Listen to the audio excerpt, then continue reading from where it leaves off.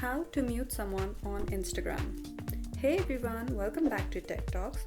Today I'll show you how to mute someone on Instagram without unfollowing them. This is perfect if you want a break from someone's posts or stories without them knowing. Let's dive in. First, open the Instagram app. Now go to the profile of the person you want to mute.